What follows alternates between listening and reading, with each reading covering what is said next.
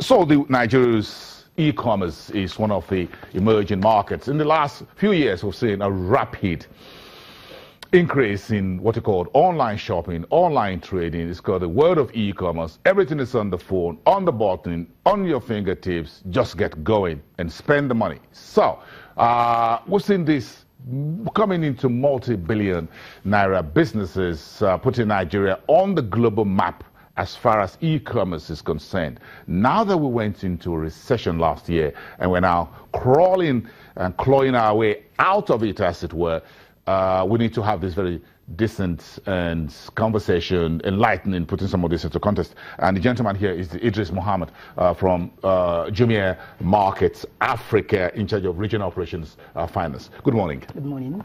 Thanks for coming through. In terms of where we are, give us a sense of the last 1 year, 2017-16 to be precise, how you folks in the e-commerce felt when you saw the economy nosedive. Thank you for having me.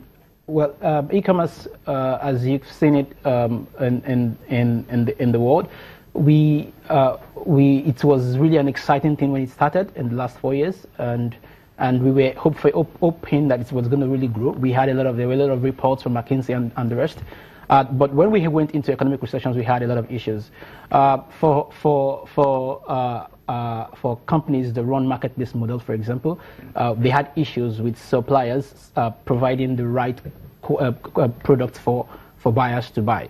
So we had issues because most of our suppliers could not shop internationally due to the falling naira. And as such, there were a lot of shops, online shops, that had to shut down. Some suppliers had to sort to selling items that were not of good quality, and this really affected a lot. We also had issues with people with fraudulent buyers. So we have buyers who come online to place orders, and because of the way the economy is, we have e-commerce still lacks a bit of trust. So oftentimes the prepayment method don't usually work. So most online e-commerce market usually prefer usually use a cash on delivery option, so that the buyers can pay at the reception of the item. So because of that, we had issues with fraudulency as well. We have people ordering and defrauding the buyers. So it was a big issue that most of us had to work internally to see how we could resolve them. A very quick question. Did you get any help from the governmental authorities at any point in resolving some of these issues? But like you said, you just have to resolve them in-house. Yes, no, none that I'm aware of. With the economic recovery and growth plan, I think we would definitely get help, but there have not been any that I'm aware of. So you haven't got any direct help from the government? No. At any level, and say, oh, look, what are you folks doing there on e-commerce? Do you have any problem? Can we help you out in any way? Not that I'm aware of. I think the e-commerce market has always been that technology and the fact that we have the growing rise in mobile and internet penetration. It's what has been running the market. Nothing really has been done on government side to help this. In other words, you folks just designed the platform, as it were, bring buyers and sellers together and try to make some nice money, make a living out of it. How you do that is basically your problem. That's what it is? We set out the goal in mind was to connect people digitally. So we were not just about making the money, we were about connecting buyers to sellers. We have a lot of, for example, we have a lot of Nigerians who are unemployed graduates who have basic skill sets, like perhaps making of shoes. They want to showcase themselves, but they could not really afford a physical presence, but they could actually have their stocks right in the apartment and they could sell online. So we were interested in growing the digital markets, connecting buyers and sellers together, building an online community where trust is the watchword. So it's not just about we making money; it's about we are trying to build what I would call an internet community where you're comfortable you don't have to go through the hustle of going to shop online, going to shop physically at again you spend money really. Transportation. If you see Lagos, for example, look at the vehicular traffic. Exactly. Before you get there, you get back home just to pick a single item, exactly. and the man hour you spend exactly. you spend all that. If you put it together in naira and kobo, it's quite a lot. Exactly. Then you burn fuel if you're driving. If you go in the public transport, that's some cost. Okay. If you add all that to buying this piece of highlighter online, then it looks like, well, it looks like a good value for money. Exactly. Building a digital economy. But then how does what you do, or the e-commerce market, feed into the broad economy in the days when things were going well? How much did you create? Did you create jobs? What's the size of what you folks were able to build? Yes, we created jobs. It's one aspect of the economy that I think the government should help. So this is it. We have the way the model works. We have the suppliers coming to sell, so these suppliers oftentimes are usually middlemen who perhaps produce the items and want to sell, or perhaps order online themselves from internationally from China or the US, and they want to sell. So we were able to provide a platform for these people to sell and make money home. So a lot of them became business owners. They became entrepreneurs. Some of them even had to employ. So we created jobs indirectly for these people, and some of them we created businesses, large businesses for them to even have to employ people. So we in terms of employment, we had done that.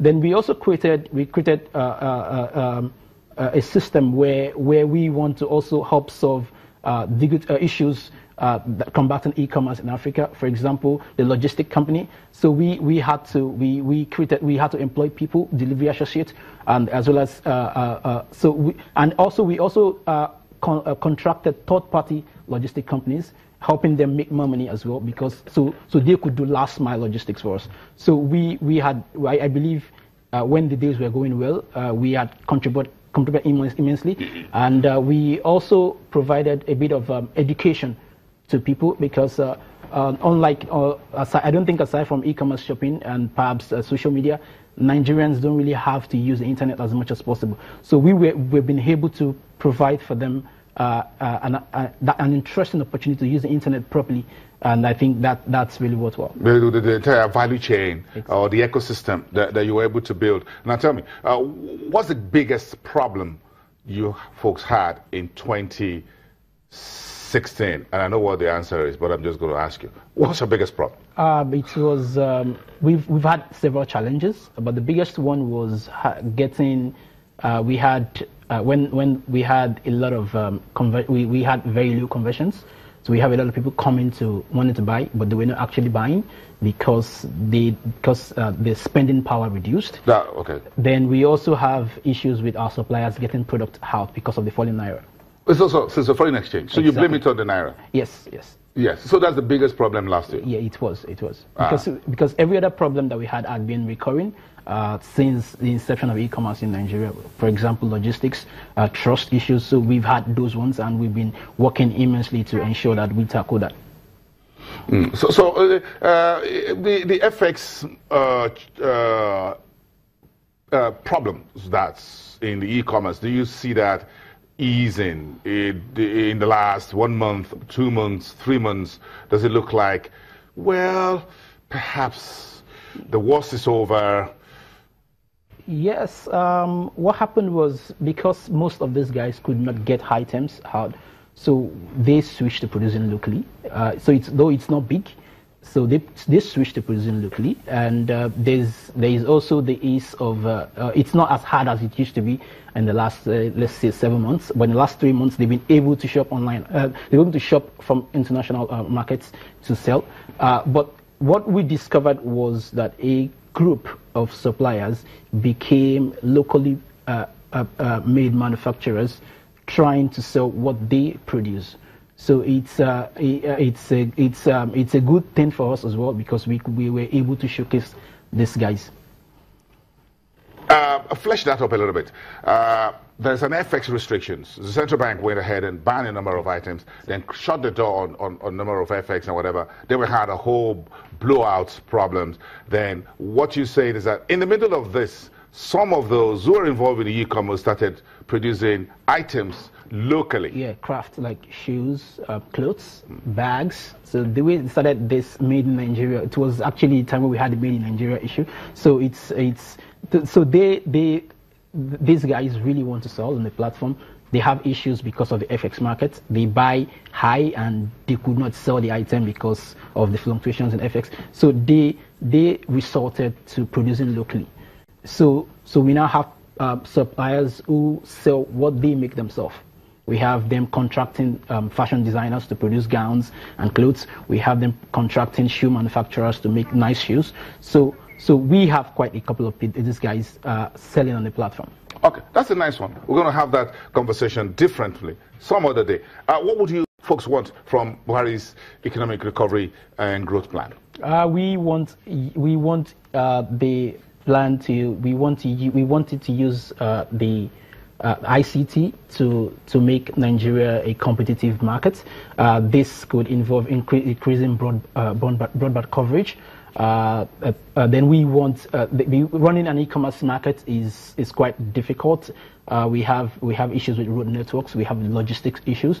We also want government to create initiatives that Nigerians would want to use the internet. This would sensitize them, educate them, so they'll know how to buy. Because one of the issues we had too was educating the suppliers and the consumers on how to use e-commerce. Then we also want them to create some sort of an innovation and experience center where you have where you have like innovation experts coming together in collaboration for research and development.